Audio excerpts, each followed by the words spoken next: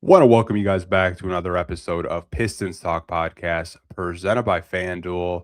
Pistons played their first home game of the week against the Brooklyn Nets tonight. We're going to be going over our quarter notes. There was a stat graphic pregame on the FanDuel broadcast that they posted. I wanted to kind of put it on the screen and talk about it with you guys, kind of adding context to why the Detroit Pistons have been struggling the past couple of games. And there's a soundbite by JB Bickerstaff, what he thought of tonight's performance. So let's get straight into this post game podcast. Let's start with the quarter notes. We'll start with the first quarter. No Cade Cunningham, no Asar Thompson.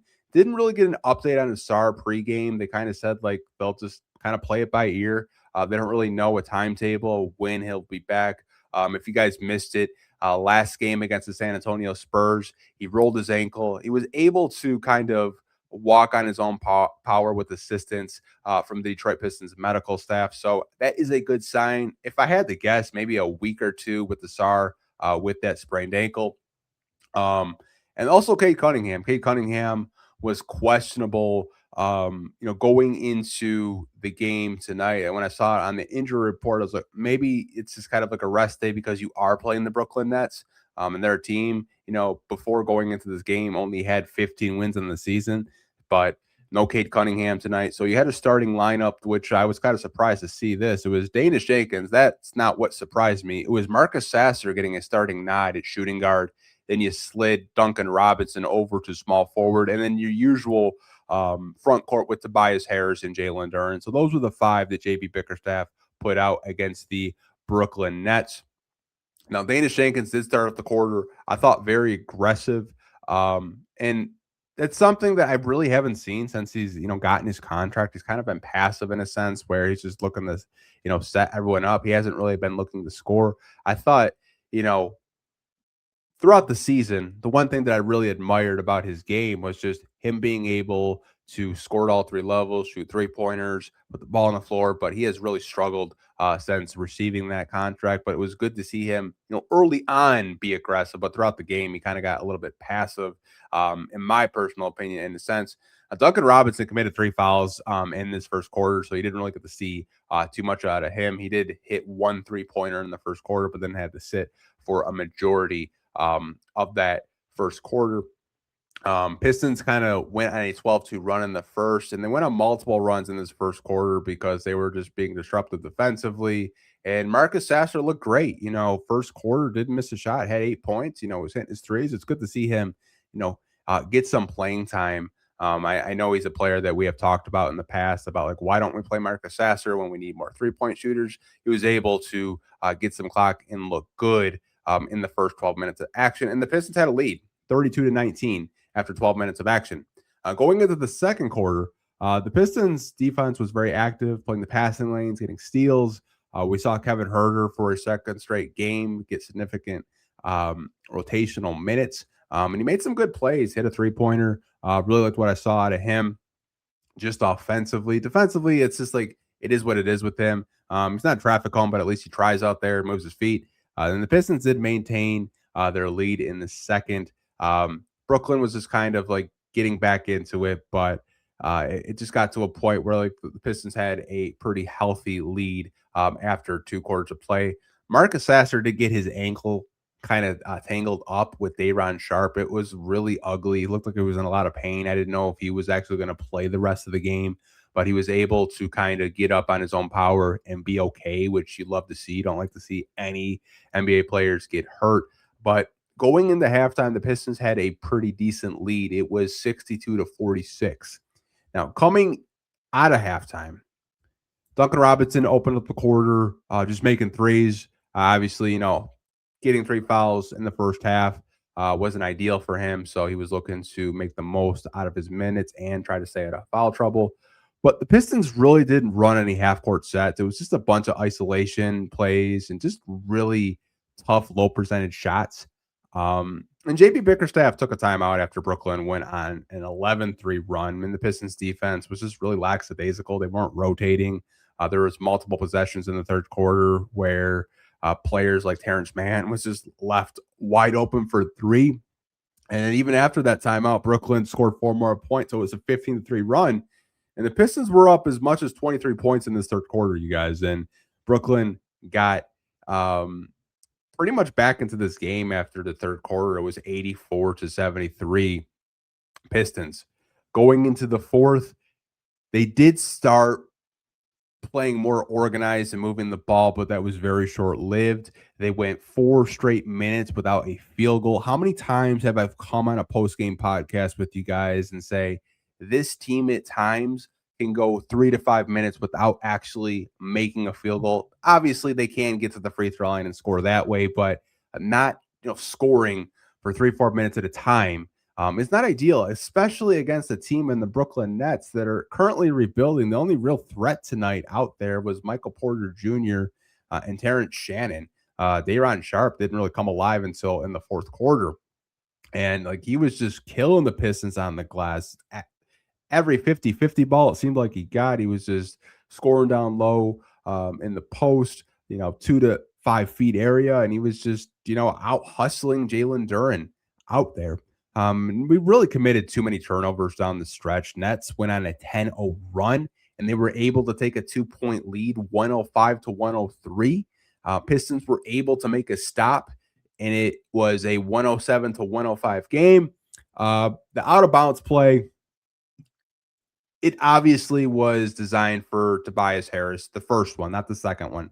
The first one was obviously for Tobias Harris. They couldn't get it to Tobias, so Danis Jenkins takes a very tough, difficult fadeaway jump shot with 2 defenders on him. Doesn't even hit rim. Brooklyn rebounds it, take a timeout. They inbound it, and then they turn the ball over. So you're like, okay, the Pistons have another chance to possibly tie this game or force it in the overtime. And the execution with the last play of the game was just like, yeah, you deserve to lose that game. It was just a thing where I felt like after halftime, they took their foot off the gas. They didn't really take Brooklyn seriously, and you can't do that. There's so many games this season that I can point to, like the Utah Jazz game in Utah where they lost to Utah. Like Utah's a struggling team. They didn't take them seriously. The Washington Wizards was another game this year where they didn't really take Washington seriously to start the game, and Washington was able to kind of maintain a lead. But this game is worse because you had a lead and you just didn't execute in the half court. You weren't moving the ball. There was no body movement. You were just taking really difficult jump shots. You were getting into isolations, which I do think there are players on this team that can score in isolation, but you don't want to do it for the remainder of the half, the last 24 minutes of the game. And Brooklyn was moving the ball much better. They were moving it side to side. There was body movement, player movement. They were active on the glass. So I felt Brooklyn deserved to win this game more because they never gave up and they continuously, played the right way. I felt like tonight the Pistons kind of went away from that identity and they just decided like, hey, it's Brooklyn. We can beat them. We can turn on the switch anytime. And obviously the momentum that Brooklyn got was just too much for the Pistons to overcome. I did mention that there was a graphic at the top of the podcast that I did want to talk to you guys about. And I'm going to put it on the screen for you guys right now because I think it's very telling. And the Pistons have lost 3 straight games. Before going into this game, Vegas had this as a 14-point favorite for the Pistons to win this. Later in the day, it was 12.5 points. So they thought the Pistons were going to single-handedly take care of the Nets. And obviously they didn't. But the graphic, we're going to put on the screen. And here it is. And this was before the Detroit Pistons game. So shout out to the FanDuel broadcast for putting this together. And it says last 7 games, point differential in the first half with the Pistons, the last 7 games. They're a minus 26. So their opponents are outscoring them in the first half. Their field goal percentage is 43%, and they're shooting 25% from 3 in the first half of games over the last 7. Now, the second half is a whole different story. They're a plus 37 in the second half and overtime. They're 49% from the field, and they're 35% from 3. So what this graphic illustrates with the Pistons right now over the last 7 games is they're not coming out and taking care of business when the game starts. They're not really locking in until halftime or coming out of halftime, right? And that's a problem. And then JB Bickerstaff talked about it on his press conference. We're actually going to play a 50-second interview clip immediately after the game tonight, and he kind of touched on this exactly about turning on switches and like not trying. Um, and we're gonna play that clip right now, and here it is, you guys. I'm gonna just put it up there right now. That respect in the game. You disrespect the game, it's going to bite you in the ass, and that's what happened to us tonight. What was your message to your group just now? That, right, no matter what the night is, you got to continue to do the things that make us successful. We have to play to our identity every single night. And, to give up 27, 34 points in the third and fourth quarter, that's not playing to our identity. We have to realize the reason we're sitting in the position that we're sitting in is because of type and style that we're willing to play. And that's not something you turn on and turn off. That's what you have to do consistently. So, there's a lesson to be learned here, and it's important that we learn it. So there's a lot to kind of dive into, like this 50-second interview clip by JB, kind of talking about disrespecting the game. Now, the full context of this video and this quote from JB, kind of talking about like, the first half I thought they played well. The second half, they kind of just fell in love with isolations, low percentage shots. They weren't moving the ball. There was no body movement whatsoever. And I think it was very easy for Brooklyn to defend because they knew that the Pistons weren't going to make them work for it defensively. And JB's message to them was like, hey, like the way we're going to beat teams is being physical, driving into the paint, kicking it out, moving the ball, player movement, body movement. Like that's Detroit basketball. That's what we've come to watch this season. And it's been really fun to watch the Pistons do that. And I think tonight is a perfect example of them kind of just turning off the switch. Now, I saw a lot of people on the timeline, and I think JB does deserve some criticism here. I thought the rotations, especially in the second half, were very questionable at best. When you're up 23 in the third quarter and you start to see a lead dwindle, you would think in the back of your mind, okay, like certain guys aren't bringing energy. Like Paul Reed tonight did not play. Now, I understand Jalen Duren and Isaiah Stewart are healthy, but to me, I would like to see Paul Reed out there. Bring something different. He brings a whole different element versus Jalen Duren and Isaiah Stewart. He's a different type of center. He didn't play tonight. A game where you're kind of without Asar Thompson. I know Ron Holland had foul trouble tonight, but after he got his fifth foul, you really didn't see too much of Ron Holland, which I was like, it's kind of like concerning. There are also guys on deeper on the bench. Like, why not give Jazz Lanier some clock? You need more perimeter shooting. I know they had a better night from three. I think they shot over 40% tonight, but I think rotations down the stretch, I felt like you kind of left guys in a little bit too long. As soon as you kind of saw a lead dwindle a little bit, maybe get some energy guys in there to kind of, bring that spark and make sure you don't choke a 23-point lead. But there wasn't really any adjustments. And part of this loss is on JB too. The players deserve blame, but he, in my opinion, I think he does deserve some blame for this loss too. I'm not as, I would say, overreactionary as some fans. I'm scrolling my timeline tonight, and I'm seeing people saying, yeah, JB's going to get fired. I'm like, no, it's not that bad. I think there are adjustments that he can make where stuff like this doesn't happen. And as we get close to the playoffs, you don't want to, be playing basketball games like this where you're not, locked in for a full 48. You're only locked in for the last 24. And I think it has to do with just, the fatigue, long NBA season, but also got to tell these guys, like, yeah, you're in first place right now. Boston's right on your ass. They just got Jason Tatum back. He played his first game last night. Looked pretty good.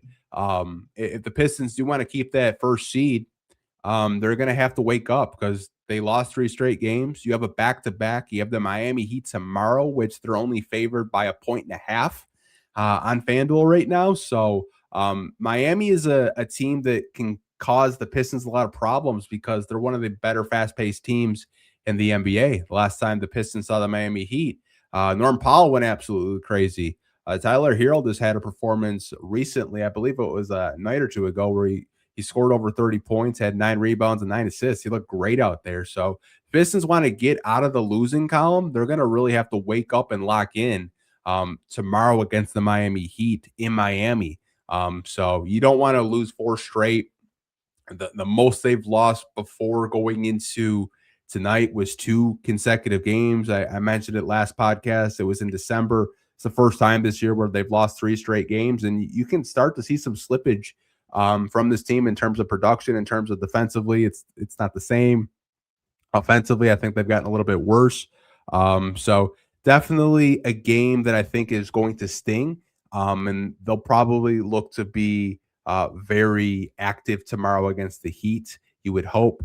But I want to get into the box score, and then we'll wrap up this podcast because we'll see you guys again tomorrow, immediately after the Miami Heat game. But let's kind of get into the box score with the Detroit Pistons in this one. So Tobias Harris in 34 minutes led the Pistons in scoring tonight. He had 18 points. He was 8 out of 14 from the field, 1 out of 3 from 3, 1 for 1 from the free throw line, 10 rebounds, 3 turnovers, 1 steal. Duncan Robinson in 23 minutes only had 15 points. He was 3 out of 5 from the field, 3 out of 5 from 3, 6 out of 7 for the free throw line. He had 4 rebounds in this one. Jalen Duren in 32 minutes had 17 points. Did not shoot the best. 7 out of 19 is very uncharacteristically for Jalen Duren. He's usually a much better shooter around the rim, and you have to credit Nick Claxton. I thought Nick Claxton did a really good job, blocked Duren multiple times throughout the game. 3 out of 4 from the free throw line for Jalen Duren. Also had 14 rebounds, 2 assists, 1 steal, 3 blocks, and 1 turnover. Marcus Sasser in 29 minutes had 8 points, 3 out of 9 from the field, 2 for 4 from 3. He had 3 rebounds, 4 assists, 2 turnovers, 5 big steals by him. I don't know if his ankle was bothering him, because to start the game, he was perfect. He was 3 from 3. He didn't make another shot after that. So not really sure like how he's feeling and how his ankle is feeling. Danish Jenkins in 35 minutes had 11 points. He was 4 out of 9 from the field, 0 for 1 from 3, 3 out of 6 from the free throw line. Had 1 rebound, 9 assists, 3 turnovers, 2 steals. Isaiah Stewart off the bench for the Pistons only played 20 minutes. He had 10 points. He was 2 for 2 from the field, 1 for 1 from 3, 5 out of 8 from the free throw line, 4 rebounds. Ron Holland in 18 minutes had 6 points. He was 2 out of 6 from the field, 2 for 2 from the free throw line. He had 1 steal in this one. Javonte Green in 18 minutes only had 5 points. He was 2 out of 7 from the field, 1 for 3 from 3, 3 rebounds, and 2 steals. Karis LeVert in 16 minutes had 7 points. He was 3 out of 8 from the field, 1 for 4 from 3, 2 rebounds, 1 assist, 2 steals, 1 block. And Kevin Huerter in 15 minutes had 8 points, 2 out of 6 from the field, 1 for 4 from 3, 3 for 3 from the free throw line, 1 assist, 1 turnover, and 2 block shots by Huerter tonight. So you can kind of look at the box score. Tobias led them in scoring. Duren was right there. So was Duncan Robinson. They did get a little bit of bench production, but you probably need a little bit more. But overall, it was just the effort from this team in the second half. As we kind of look at the team stats in this one, Brooklyn shot 44% to the Pistons 42. Pistons shot a higher percentage from 3. They were 38% from 3. They were 10 out of 26. Brooklyn was 10 out of 30 for 33%. No, I misspoke earlier in the podcast. I said they shot 40% from 3. They only shot 38. My bad. I want to correct myself on that. Brooklyn shot a very good percentage from the free throw line. They shot 96% to the Pistons 74. They were 27 out of 28 from the free throw line. The Pistons were 23 out of 31. Pistons got out rebounded by the Brooklyn Nets, 45 to 37. And Brooklyn had 12 big offensive rebounds. And I think that was a really big part of this game in the rebounding battle. Pistons did assist Brooklyn 21 to 20. They had 14 steals to Brooklyn's 7. Pistons had 14 turnovers to Brooklyn's 20. And you kind of just look down with the fast break points. Not too many opportunities. Pistons had 16 to Brooklyn's 15. Points in the paint. Brooklyn outscored them in the paint 48 to 46. And 24 fouls for Brooklyn to 22 for the Pistons. So again, this game was just really hard to watch because you wanted a get right game after losing back-to-back games, right? You see Brooklyn on the schedule. You understand that they're rebuilding. You understand that they're a team that you could probably beat pretty easily if you handle business and lock in for a full 48, but you only really locked in for a full 24. And Brooklyn was able to just fight back, and get a really big victory. But again, the Detroit Pistons lose this game to the Brooklyn Nets 107 to 105. I don't want to be like maybe reactionary, but I feel like this was like the biggest choke job of the season where they had a lead and they couldn't sustain a lead and they just lost this game. But let me know what you guys think in the comment section of this game tonight. What are your thoughts? What are your feelings? Definitely, talk about that graphic we put on the screen about the last 7 games of them not locking in the first half. JB Bickerstaff's comments about not respecting the game, and do you kind of blame JB a little bit for his rotations? I'll talk to you guys down below in the comment section. Like always, hope you guys are staying safe. Take care, and we'll catch you guys in the next post-game podcast tomorrow against the Miami Heat. Peace.